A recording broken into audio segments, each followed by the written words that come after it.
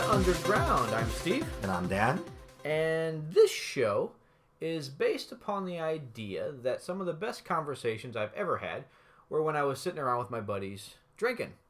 Isn't that the truth? Well, you're in Korea. You drink. That's what you got to do. Got to. And in this show, we're going to be talking about all kinds of things that concern foreigners living in Korea, expats, anyone who's interested in Korean culture. We're going to do as much as we can to give you as much information as we can. And in the process, we're going to try to have a good time. I am drinking. Dan, are you drinking? I was a little while ago, but I have to drive a little bit later tonight, so I'm kind of easing back. But that's all right. I'll drink enough for the both of us. There you go. Living vicariously. So yeah, now this is going to be an explicit podcast. In the future, there will be some wordy dirt, some naughty words in there, but I don't think it's going to be anything too racy. And we hope you will come with us on this journey of Korean drinking. Yes, and it's going to be a good show today. So, Steve, you were mentioning that this show is for expats, and you've been an expat quite a while. How long have you been in Korea? Oh, I first came November 2005, I think. I was here in May of the same year. I believe we met a couple of weeks after you first came. Yeah, actually, we were going to a party. And I was with a couple of friends that we still have, and you were going to the same party with a foreigner. I think he was wasn't he a college student? Yeah, he was an exchange student. Nice he guy. was a handsome man. He was. He got all the checks. And I was so jealous. But yeah, we've been hanging out ever since, off and on in Korea. I think between the two of us at this point in 2014, we've got about 15 years teaching experience. Most likely, we've done it all. So. Combined.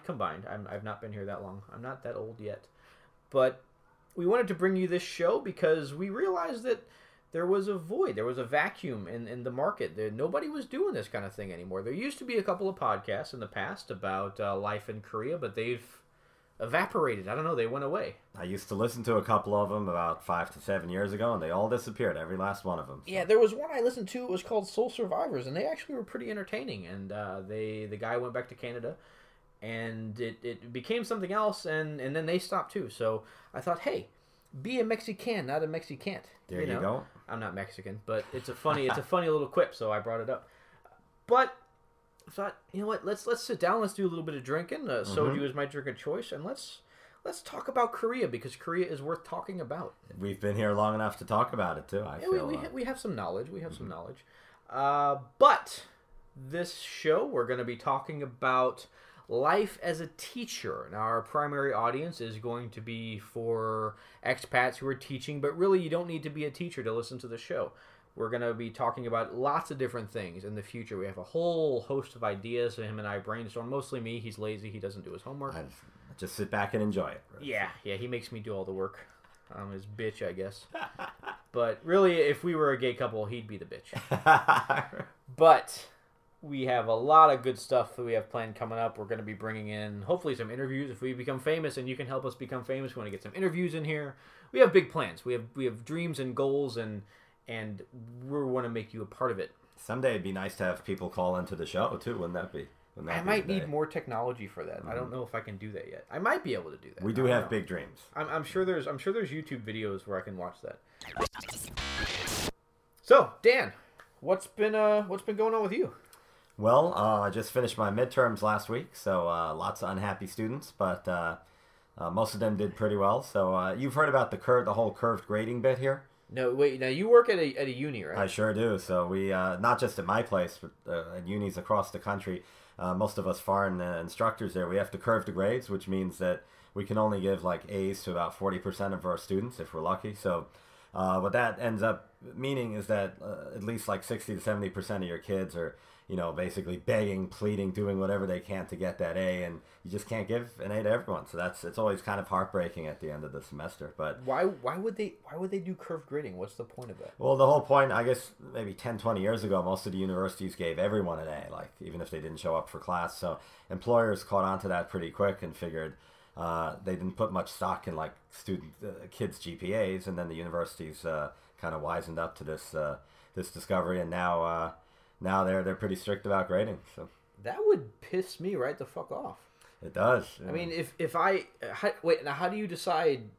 Because I work at hagwons. I've never worked at the uni level. I've never worked at a high school or public school. I don't know if they do the same thing, but how do you decide who is it random who gets the A's and who gets the B's? Well, basically, it's up to the students. If they're never late, they're never absent, if they put in a good amount of work in class, if they smile once in a while, then I'm more apt to give them an A. So they have to earn that A. So see, less moral men might take advantage of that at the university level. I've heard a couple of stories of that happening, so it doesn't end well for anyone. But that gives teachers a bad name. It sure does. So yeah, we might joke about that, but just so you know, we would never advocate doing that. That's terrible thing. But it might be good for a laugh on occasion. It's it's like, oh look, that bus full of orphan nuns just crashed. It's not funny yet. So now, did you have anybody crying on you, or no? But I've had students come and protest their grades or give me sob stories about how their grandparents just died. I've heard. The grandparents just seem to drop off like flies around midterm and final exam time. It's like, wait, didn't your grandmother die last semester? No, that was my mother's grandmother, and this is my father now. It's like, oh, you better say goodbye. Anyway, that was my week basically, and the midterm and finals are always a bit stressful. But how about yourself, Steve? Oh, what have you been up to? It's allergy season in Korea, and if you're in Korea, you know it's allergy season because everything is yellow.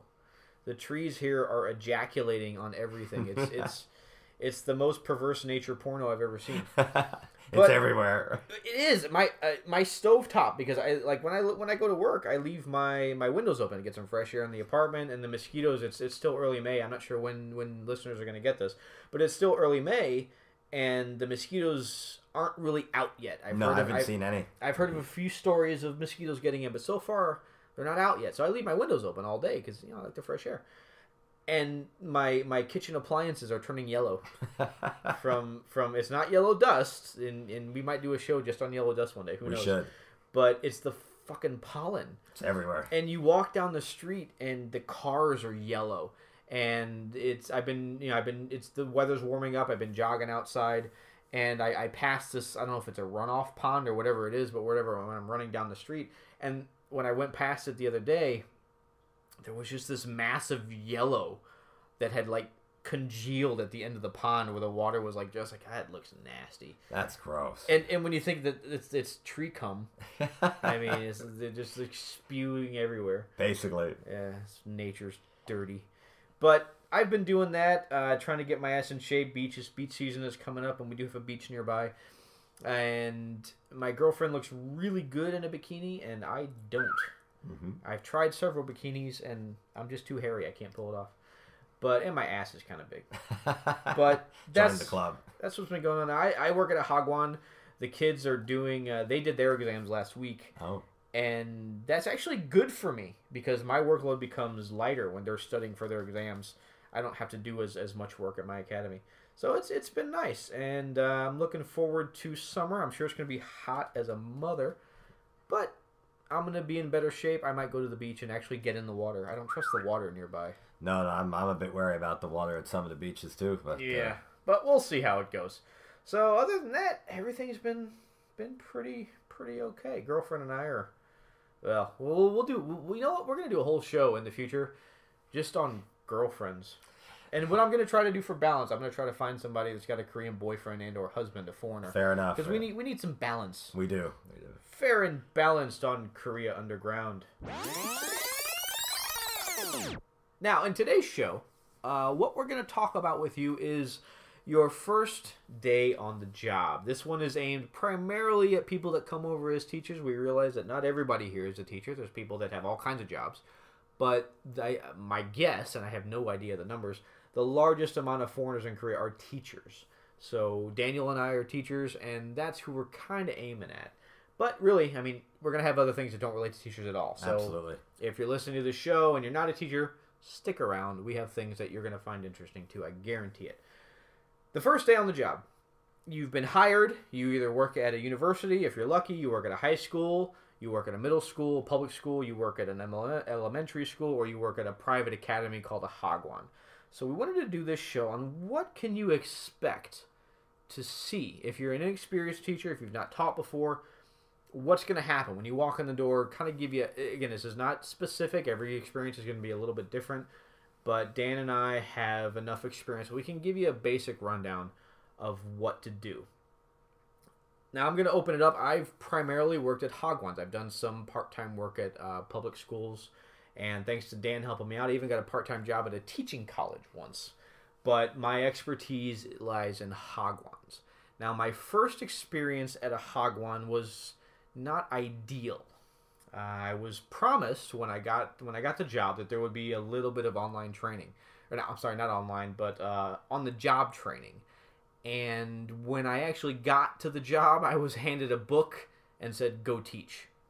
There was nothing. Now, the sad truth is a lot of teachers that come here, we don't really have any experience. I had no experience teaching. I'd never thought about being a teacher prior to coming to Korea.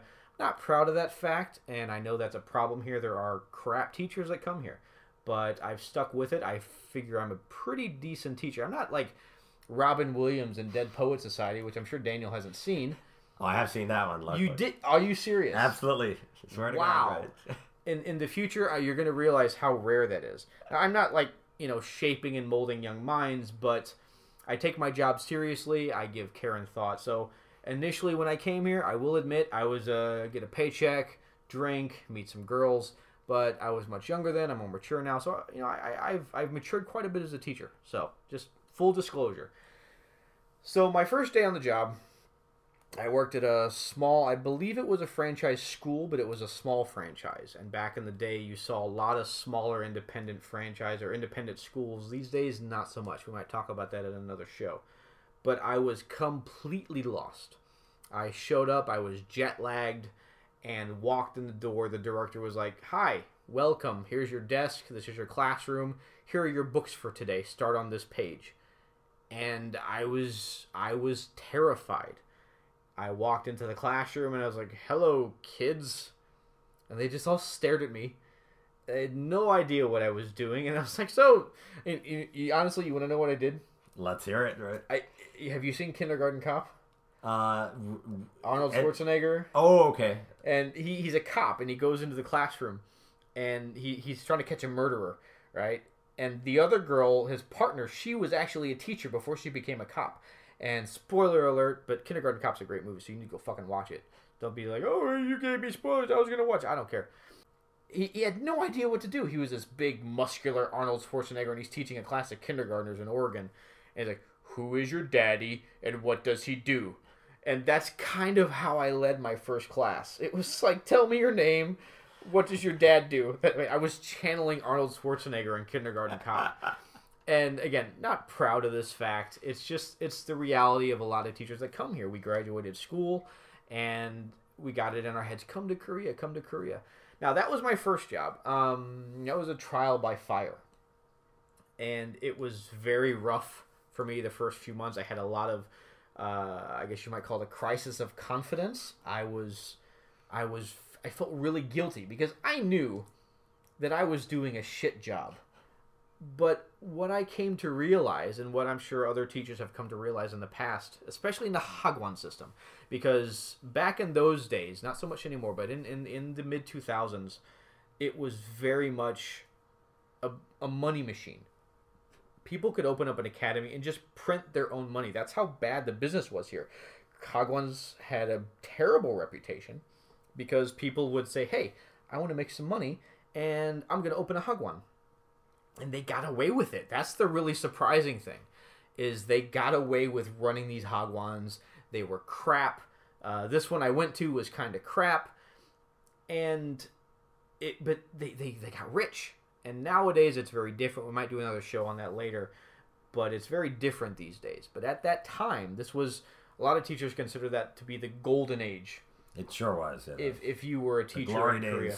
Because salaries were going up, there was jobs everywhere. It's much tighter now. But at that time, I mean, I was making 1.9 million, which very decent salary at the time. But what's really sad is that even today, there's new jobs. Oh, 1.9, you gotta be fucking kidding me. But I have experience now. I can demand more money. I worked in Daechidong. And for those of listeners who don't know what Daechidong is, you want to fill them in, Steve? Oh, Daechidong is like the most competitive hagwon market in the entire country. So I can demand I made it in Daechidong. But anyway, the academy system, it's been very consolidated since that time. It's controlled a lot of these days now by giant schools like Cheongdam, That's a big chain. Topia, Avalon. What are some other big ones? G&B's been big for a long time. I think ILE. I think that's a big. I don't know. ILE Maybe that was up in Seoul. I've never seen one in SLP. Poland. Yeah. But there's a lot of big chains now that crowded out the smaller schools. But again, different show. What do you get on your first day? If you're working at a hagwon, it's really hit or miss. Now the school that I'm working for now, it says they have a training program for teachers. The director never sent me to the training program. She didn't really care. You get a certificate. I've seen the certificate, but it wasn't mine. It didn't have my name on it. It's like a week-long training course. She's like, you don't need to go. Like, really? Okay. And she's a good director. I've got a good job. I have a good relationship. But at the same time, it's still... All right, I'm going to be brutally honest with our listeners, Dan. When you work at a hagwon, 7 out of 10, you're kind of a glorified babysitter. They don't really care all that much what you're doing, and that's the sad truth of the private sector. And I at this point I've accepted that. I still try to do a good job, but they don't care that much. I've had teachers tell me, play more games. So at the end of the day, basically, you're saying it's all about money in the private sector. Yeah, it is, because it's a business, and you might say, "Well, no, I'm going to teach. But the kids, they tend to look at foreign teachers as the fun teachers. We do fun things. We play hangman until we fucking die, you know. And I had serious trouble with that early on. I remember having like little crises in the bar, and I'm talking to other teachers like, but they're gonna fire me because I'm doing a bad job, and they're like, look, calm down, Steve, calm down. Your job is not really to teach. I'm like, what are you talking about? You're there. You're a foreigner. You're there so they can say, hey, we have foreigners at our school. And it's like, but don't they want me to do that? They don't really care. As long as the kids are happy in your class, they don't really care. So that's kind of what you can expect. Now, some schools are going to be more strict.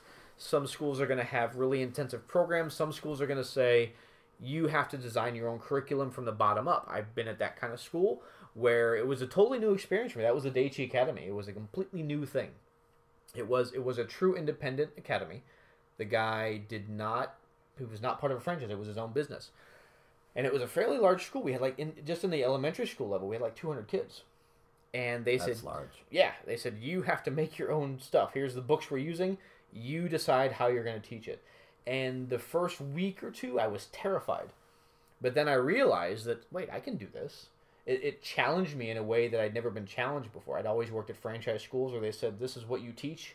Teach this page and this page, and you're done. Anything else is a game. Play a game. You know, play charades. Play whatever. Play pin the tail on the donkey. We don't care. But at this other school in Daechidong, I had to make my own lessons. And it was scary, but it was also fun. Once I figured out the groove, then I knew what to do. So you can run the whole spectrum of do only what we tell you, and I've heard at some hagwons that like they have it scheduled down to the minute how long you should spend on this page, how long. So you can find yourself in either situation where they don't really give a crap, you can teach whatever you want, or where they tell you exactly what to teach. A lot of it's going to, even if you're with a franchise, a lot of it's going to depend on the director.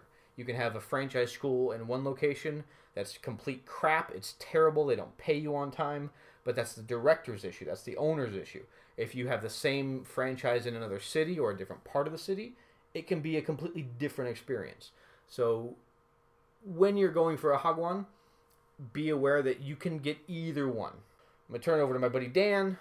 He's got the high school or public school and uni experience. So how does this contrast with hagwons? Well, I've only worked part-time at a few hagwons, and it certainly sounds very different from my experience in Korea. So let me talk a little bit about public schools first. So your first day at a public school is, I'd say, probably actually pretty similar for all the differences between hagwons and public schools. You're going to be facing a whole bunch of kids. If you're teaching in the regular like curricular programs, you're going to have anywhere from 25 to 35 kids per class, and they'll all be screaming. Many of them will know absolutely no English because some of them will not be going to academies. And basically, you're not going to know what to do. You may or may not have a co-teacher in the room while you're teaching. And even if you do, trying to plan lessons around, like, co-teaching is a whole other show in itself. But you're going to be faced with a whole bunch of kids. You're going to be forced to use government-mandated textbooks. And that can be tough. Yeah. So, okay, you have 20 to 30 kids. Yep. Do you actually learn all their names? If you're lucky. If you have the same kids like week in and week out, you might towards the end of the semester, but it could take a whole year to learn everyone's names. Because, like, my biggest class right now is 8 students. I've had up to 15 students.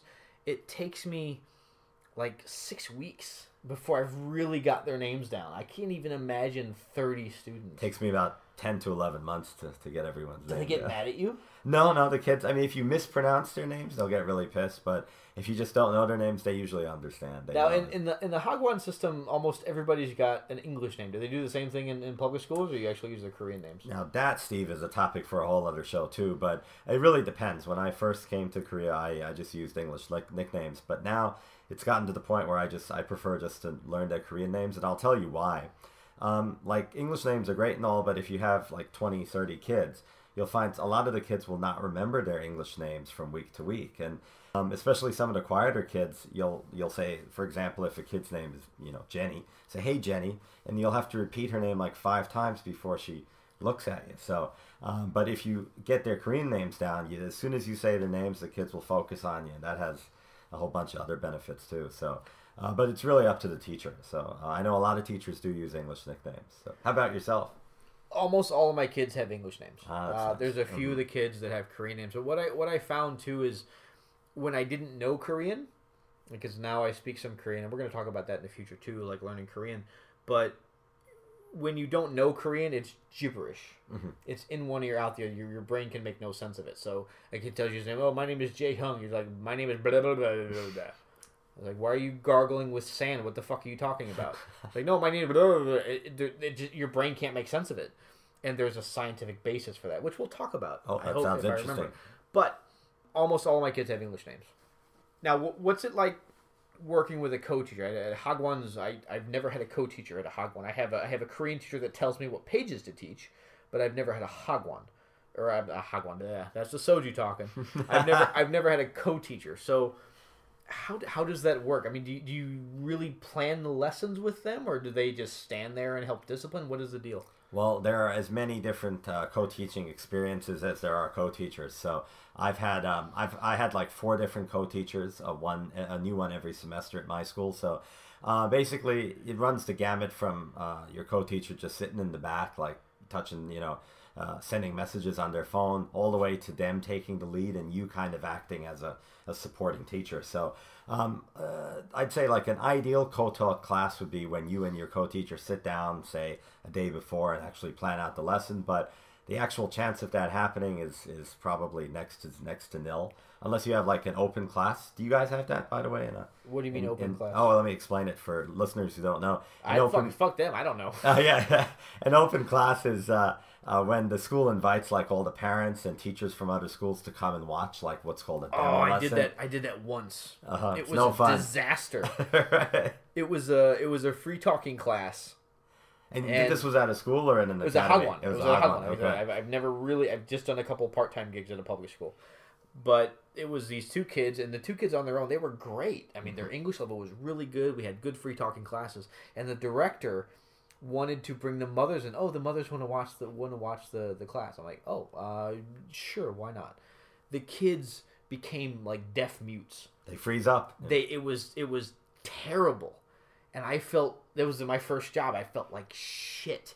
I was so embarrassed, and I was like, "Guys, please, you're killing me here. The mothers are going to say, he's a terror." Oh, God, I was terrified. So now, do you do that often in a high school or a public school? Public school, yeah. I mean, high school, elementary, middle school, wherever you are, if you're in a public school, you will have a open class or a demo class at least once a semester, sometimes How do twice. the kids react to that typically? The kids are usually on their best behavior, but it changes the whole dynamic of the class. Well, yeah, because they get terrified. Exactly. Imagine, like, you have all your bosses, all the way from your co-teacher all the way up to the principal. You have all the parents there. Sometimes you have some foreign teachers from neighboring schools. So just, I mean, your peer group, basically. Everyone who you don't really want in class is in class on the same day. So it's a pretty rough situation. But anyway, returning to the main topic, when you do have an open class, your co-teacher usually will sit down and actually help you lesson plan. But for every other class, it's hit and miss. It really depends on the individual. So, but having someone in the class, like watching you teach, just during a normal class, having a co-teacher there really does change the dynamic considerably as well. So, does it help with like discipline? Somewhat. Yeah, some co-teachers take a pretty active role in disciplining the kids. Some just sit back and watch the kids kind of tear into you, and it's like, you know, see how you like it, right? They mock you. They're like, basically. That's what you get, you usurper. Yeah, right. So it really depends on the co-teacher, but I have to say I really do prefer to teach alone, just because I don't really want another adult or another teacher in the same room trying to second guess me every minute. It's not somewhat uncomfortable. So okay, yeah. I luckily or unfortunately, I've never been in that situation. I don't know. Now, these days, your primary gig is at a uni. How does a uni how does it even compare to teaching at Hagwon and high school? Is it completely different? Is it similar, or what's going on there? Well, I'd say it's probably it's a good deal less stressful in some ways because discipline problems are, of course, you know, out the window when you're teaching adults. You know, they're all very well behaved. Unless they come in hungover and start puking in your class. Had one or two of those, but did you really? Yeah, right. Wow. Not full on puke, but they were obviously inebriated, right? So, teacher, I'm drunk. Oh, good. It's a good day for a speech. Get up there. There you go. Right. Active participation. So. But discipline problems are not a problem anymore, and then obviously the kids can do a lot more because they're adults. Their cognitive abilities are pretty high up there as well. But on the other hand, you have to appeal to uni. Your main focus group or target group is not only the parents and your boss, but the students themselves. Like, they evaluate you at the end of the semester. You have to be on buddy terms with them, so that can be a whole other stressful element in itself. But as far as the first day goes, I'd say. University teachers really have a lot of luck when it comes to the first day on the job, because the first week in any university class is just kind of an intro class where you go in, you give a brief description of the syllabus, and then you let them go. So you're usually in and out in under 15-20 minutes. So. The whole class? The whole class. What's normally an hour and a half or a 2-hour class, just give them basically an overview of the class, tell them the grade breakdown, when the exams are, and then... So guess what? Some of you are going to fail because of a learning curve. Sorry, them's the breaks. And the kids are very well aware of this, too, so they're pretty understanding. But yeah, the first day at a uni is great. Now, the political stuff at a uni can be a whole other story, but we'll save that for another show. So, how much time do you have to prep?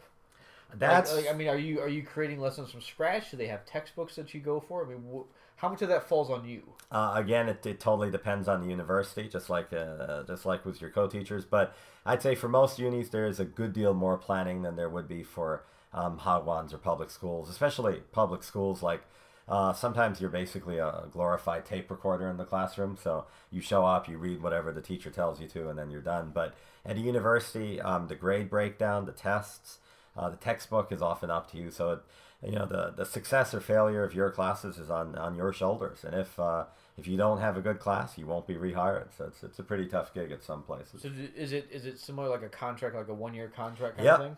Yeah. Wherever you're teaching in Korea, unless you're really lucky and you have some kind of tenured track job, you're always on a 1 year. You need like a PhD for that, though, don't you? Like to be a professor. Exactly. I've heard you have to publish periodically. You have to publish. You have to know people. You have to not be who really you lucky. know, it's who you blow. So I hope you've been working on that. Gotta get my skills up, right? That's right. I'm not volunteering. No, I'm staying away, right? But yeah, university gigs are kind of a mixed bag, but they require a different set of awareness, a different type of awareness than teaching at other levels, but they can be really good if you're into them. So. And in the news this episode, one thing that caught my eye, and I know you said you looked at it too, is there's a bit of, I guess you might call it discrimination, Apparently. going on. It's right now. It's primarily, from what I read, it's happening in Seoul, and there's some signs going up that are preventing foreigners from entering bars and clubs and things like that. So you read about that. What was your opinion? Like, what did they say? Your article was different than mine, but what were they saying the cause of that was? Well, basically, as we can all pretty much expect, they said that a lot of foreign guys were going in and basically hitting on the girls, causing, lots of problems and stuff. So that's the rationale given by the owners of some of these establishments. But I'd suspect another problem that might arise is, some of us foreigners may not know exactly the pricing structure, or that you basically have to order side dishes when you go to a Korean drinking establishment. So those are probably some of the reasons that are kind of, forcing or pushing establishments to block entry for foreign, patrons. But I know a couple of years ago, we were trying to gain entry into a Korean-style nightclub, if you remember. No, I do. Yeah, you do, right? So it was one of the first times because... Before I ever came to Korea years ago, there was Dave's ESL Cafe. That's right. Which used to be the go-to place before the advent of Facebook. And it's died down quite a bit. Yeah, there aren't many postings there. But, I mean, reading Dave's ESL, you become terrified. It's really not a good place to go when you're looking on information, should I come to Korea. But it was, I got so scared before I came to Korea that I was afraid to go to the little gimbap restaurant by my apartment. I took a walk. And I was hungry, and I was like, I'm going to go for a walk, and I'm going to go to this. I knew where it was. It was right around the corner outside my building. And I walked. I was like, no, I'm not going in. I'm not that hungry. I was like telling myself that it wasn't that bad, Not worth the trouble, basically. Yeah, and so, and now we're both white, so we really don't get discriminated against. So it's not directly. We have it. So neither one of us have really hit that very hard. I mean, I can't recall any time that I was seriously discriminated against. Likewise, yeah. Now I know that black people that come to Korea, they can sometimes get it. It can be a little more overt, and I know these things happen, but I've never experienced it that I can recall directly. Likewise, yeah. And I know, in the case of the nightclub, it was probably for the best that we didn't get to go in, when we were alone. Waste of money. Exactly, and we didn't really know what to order. We didn't understand the booking system anyway, so it would have been a waste of money. And even if in the booking system is something we can talk about in another show, but we should. Would it even have worked? Probably not. I'm sure not. Yeah. But the thing that they're doing up in Seoul, according to this article, is a little bit more, I guess, underhanded. Like some of the bars, and these aren't nightclubs; these are just bars. Some of the bars are just strictly saying no foreigners. But according to the article, it's a bit of a gray area where it may or may not be illegal to do that. But a few places trying to anticipate, if it is illegal, they're saying, well, we're requiring a specific ID type. That's right. And ID was a fingerprint. That's the one I guess the Koreans have, and foreigners. So, you don't have a fingerprint ID, so you can't come in. And I read that, and it's hard to read stuff like that. Like I get really indignant. It's like, how dare you? Oh, doesn't bother me. But it just it hits me in my sense of social justice. It's like discrimination is discrimination, whether it's against me as a minority in Korea, whether it's just anybody. There should be no discrimination. And I have this visceral reaction. It's just like, how dare you, sir? I was reading the guys like, look, foreigners have come in here and caused problems, and the military has caused, they have a bad reputation, and I'm not trying to slander military people. No, often undeserved. But they do get a bad rap. Sometimes they do cause issues, and sometimes it's overblown. But, I kind of get that. It's still, I don't know, it makes me feel uncomfortable. It's like, is this going to happen to me? Well, I have just one piece of advice for all our listeners out there, and for you too as well. I would just say patronize establishments that welcome us. There are plenty of them anywhere in Itaewon. Basically, it's going to be open to foreigners. There's no shortage of places to drink. No, not at all. A lot of places in Hongdae and Gangnam which might bar entry. There are just as many, if not more, places that would welcome our business. So just stay away from places that don't want us. Yeah, it's just, I don't know. I get indignant. It's like it's like, I'm going there. I know you can't stop me, but right. Stay away, right? yeah. What are you gonna do? And the next item in the news, something I came across, and again, all the show notes, all these links, sometimes will be linked in our show notes. So if you'll check out our website, korea-underground.com for show notes and things like that, so you can read it yourself. But The next thing that caught my eye was that Koreans are starting to order things from the U.S. and having them shipped in because the prices that are charged in Korea for things like LCD TVs and stuff are ridiculously high. And according to one shopper on this article that I read, he saves 30%, up to 30% on a TV that he bought. He ordered it from I think Amazon.com, had it shipped over. It took him 2 weeks to get it. But the price of the exact same TV in Korea was $1,900 US. You know, we're both Americans, so when we talk about prices, it'll be in US dollars. $1,900, and he bought it off Amazon, had it shipped in because Amazon offers international shipping. It only cost him $1,200, including shipping. That's impressive. So he's I mean, and Koreans are starting to catch on to this, and it's happening more and more. And Korean retailers are getting a little bit nervous. I'm sure they are. Well, like I really wouldn't recommend buying a big ticket item like a TV from overseas because A, you want to get it serviced here. B, you don't want it to break, you know, while it's in shipping and stuff, but while it's in transport. But for smaller stuff, I know my wife was looking into buying some kids' shoes the other day, and like some New Balance shoes from the States, and they're about 60% cheaper online, like direct from an American retailer, than they would be here. So that's, I mean, even including the cost of shipping, that's a huge savings right there. Well, I mean, I was just today. I was looking at like a body groomer because I'm not as hirsute as you are, but I've got some body hair that I would like to trim off for the summer season, and I was looking on I pulled up a website to review like the top 8 body groomers was the website. Or the article, and I pulled up the model, the number one recommended, the author, you know, I read about it. It sounded pretty good, and on Amazon, it was I think like $60.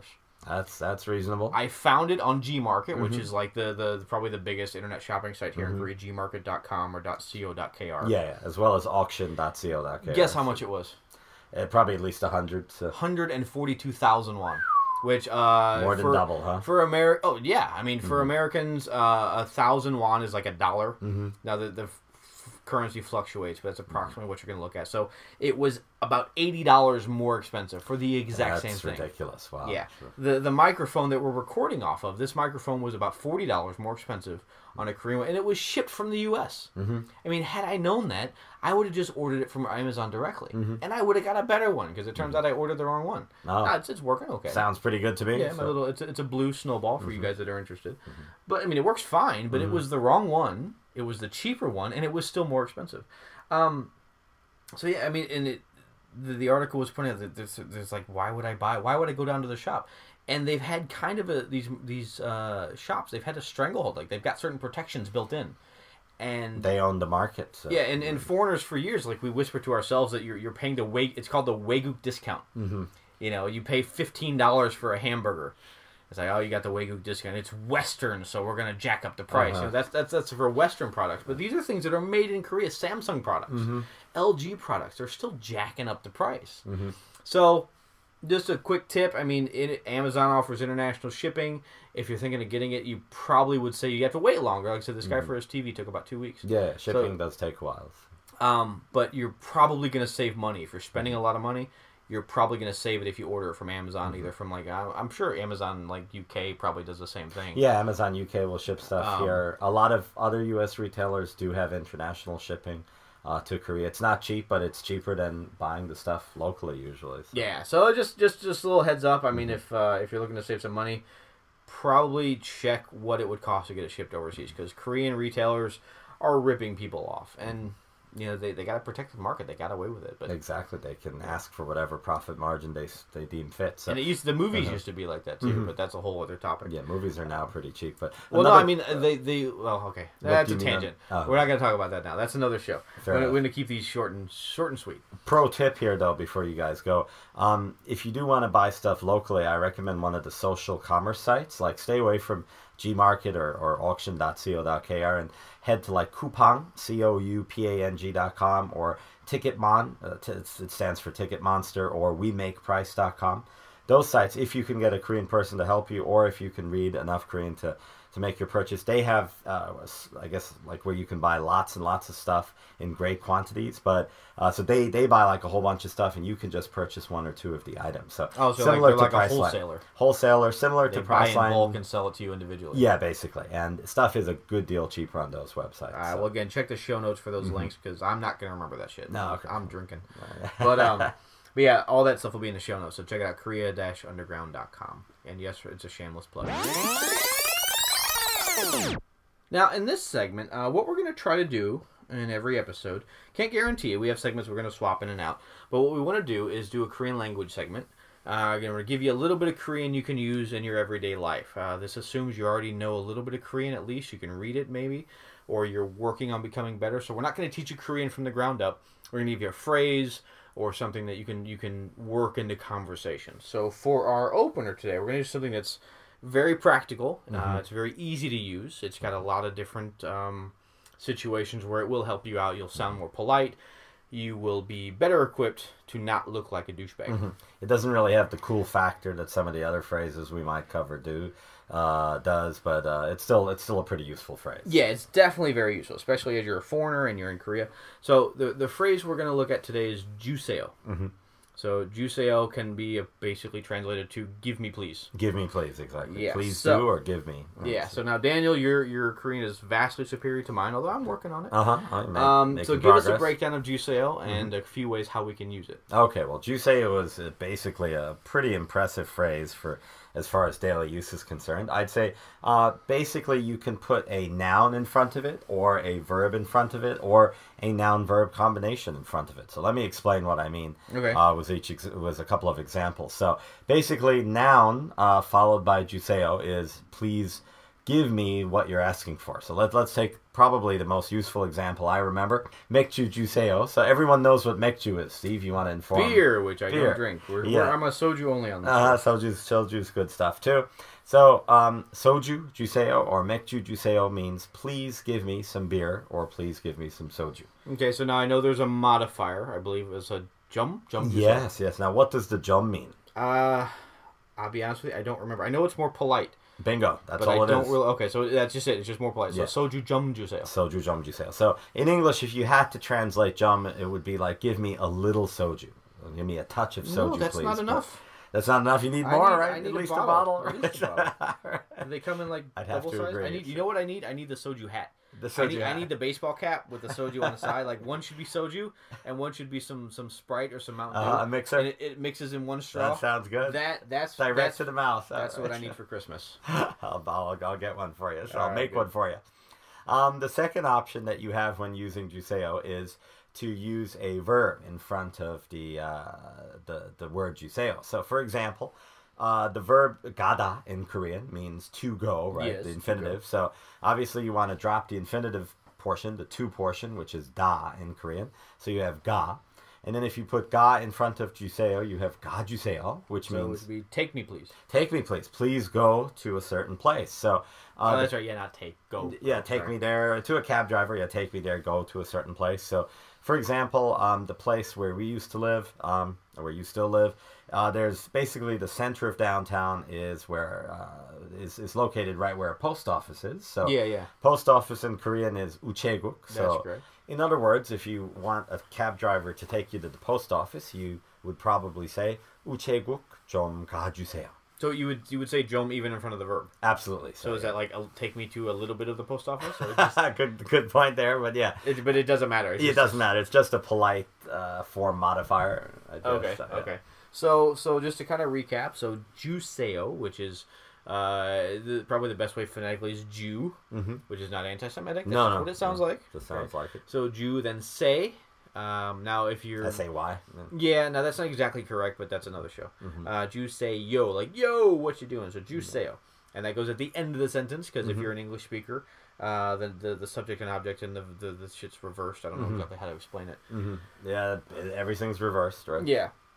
So you would say, so just to kind of like, let's say you want some water. You're at a restaurant. You want some water. 물 좀 주세요. There you go. Okay, or you want some gimbap. Gimbap 좀 주세요. Now that's if you want to be really polite. If you're just simple, quick to the point, gimbap 주세요. Okay. And to go somewhere, like then you're in the taxi, 아파트, which is apartment, 아파트 가주세요. Or 아파트 좀 가주세요. So, say, for example, you live in Hyundai apartment complex, you would say, Hyundai 아파트 좀 가주세요. Yeah, so use your words. You know, we're trying to be polite here. We're guests in Korea, so you should try to learn a little bit of Korean. We have we're going to talk about learning the language. Full show. We should do a whole show on that. We are. That's in the show notes, because if you did your homework, you would know these things. Yeah. Anyway. Oh, pro tip before we go. Oh, pro tip. If someone asks you if you want them to do something for you, for example, if they come up to you and you're not really sure what they really mean, but you're pretty sure you know what they want, what they're going to do for you, you can just do 해주세요, which means 해주세요. 해 is like just a common verb, to do. To do, yeah. And 하다, exactly. And if you say 해주세요, that means just go ahead, do it. Do it for me. Get it done.